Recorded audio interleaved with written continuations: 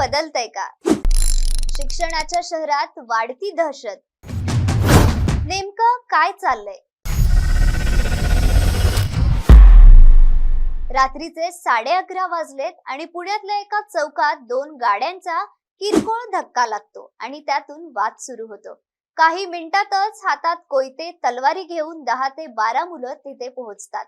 लोक मोबाईल काढून video shoot करतात.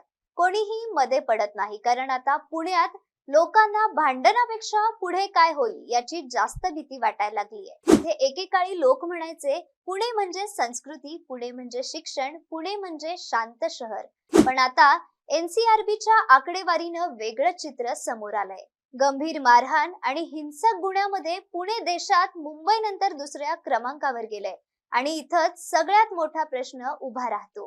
पुणे खरंच बदललंय की आपण वेळेत धोका ओळखलाच नाही? कोयता गँग हा शब्द अचानक कुठून आला? 2 ते 3 वर्षांपासून पुण्यात कोयता गँग हा शब्द फारसा ऐकूही येत नव्हता, पण अचानक सोशल मीडियावर व्हिडिओ यायला लागलेत. हातात कोयते, तोंडावर रुमाल, बाईकवर फिरणारी टोळकी आणि बॅकग्राऊंडला डायलॉग, एरियात नाव आहे आपलं. हे व्हिडिओ फक्त गुंडगिरीचे नव्हते, तर ती एक इमेज बनत होती. कात्रज, हडपसर, वाघोली, बिबेवाडी, एरवडा अशा भागांमध्ये छोट्या छोट्या टोळ्या तयार व्हायला लागल्या होत्या. पूर्वी गुन्हेगार लोकांपासून लपायचे, आता काही जण सोशल मीडियावर स्वतःची दहशत दाखवायला लागले आणि हीच सगळ्यात धोकादायक गोष्ट आहे. पुण्यात एवढा राग वाढतोय कुठून? कारण हा फक्त गुन्हेगारीचा विषय नाहीये, हा बदलत्या शहराचा विषय आहे. पुणे खूप वेगानं वाढलं, पण व्यवस्था तितकी वाढली नाही. गेल्या 10 वर्षात पुणे अक्षरशः पसरलं. IT कंपन्या आल्या, मोठे मोठे टॉवर्स आले, बाहेरून लाखो लोक आले, पण रस्ते तेच, पोलीस तेच, तणाव मात्र दुप्पट.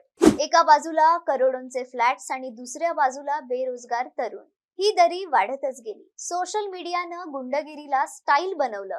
पूर्वी हिरो म्हणजे अभ्यास करणारा, नोकरी करणारा मुलगा असायचा. आता काही भागात भाई बनणं ट्रेंड होत चाललंय.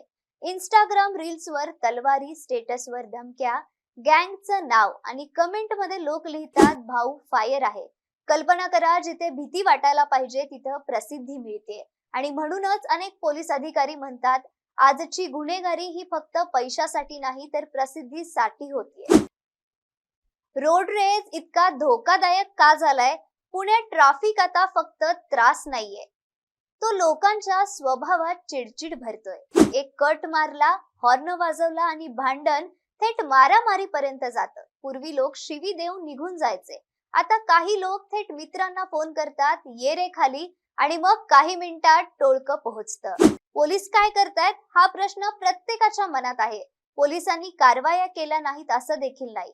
अनेक कोयता गँग पकडल्या गेल्या, MCOCA लावला गेला, रात्रीच्या गस्त वाढल्या, पण लोक म्हणतात कारवाई दिसते, भीती दिसत नाही. कारण अटक झाल्यानंतरही काही दिवसात पुन्हा तेच चेहरे दिसतात. सर्वात धोकादायक गोष्ट म्हणजे पुण्यात हिंसा नॉर्मल वाटायला लागलीये. लोक आता एखाद्या कोयत्याचा व्हिडिओ पाहून आश्चर्यचकित होत नाहीत, तर ते म्हणतात अरे हे रोजच झालंय.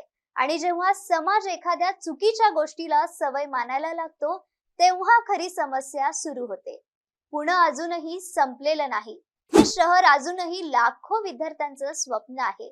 इथे अजूनही संस्कृती, कला आहे, शिक्षण आहे. पण प्रश्न एवढाच आहे, जर आज वाढती हिंसा, टोळक्यांची मानसिकता आणि सोशल मीडिया दहशत रोखली नाही, तर उद्याचं पुणे नेमकं कसं असेल? तर तुम्हाला काय वाटतं हे आम्हाला कमेंट सेक्शन मध्ये नक्की कळवा. धन्यवाद.